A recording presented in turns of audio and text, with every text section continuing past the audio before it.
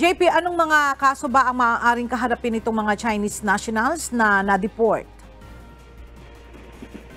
Ella, ayon nga sa PAOK, pwede silang mapatawan ng kasong kriminal dahil dun sa involvement nila sa operasyon ng Zunyuan Technology Incorporated.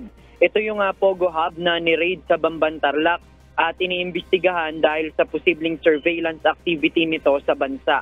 Kanina, 167 na mga Chinese nationals ang nai-deport pabalik ng China. Ito yung mga empleyado ng nasabing hub at isinakay na sila kanina sa Ninoy Aquino International Airport o NAIA. Kaya sila i-deport, ang iba sa kanila walang naipakitang kaukulang dokumento at meron ding overstaying na dito sa bansa.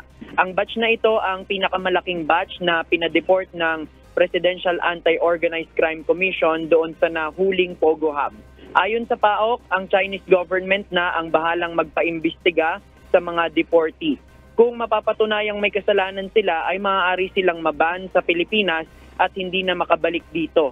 At kung mapapawalang sala naman ay maaari silang makabalik at muling makapagtrabaho ng legal sa bansa. Babala ng PAOK sa mga foreign nationals na maaaring involved din sa ganitong illegal na aktibidad na gagawin ng ahensya ang kanilang tungkulin upang hulihin ang mga kriminal sa bansa at maipa-deport. Yan muna ang ating latest live. Balik sa iyo, Ella. Maraming salamat, JP Nunez.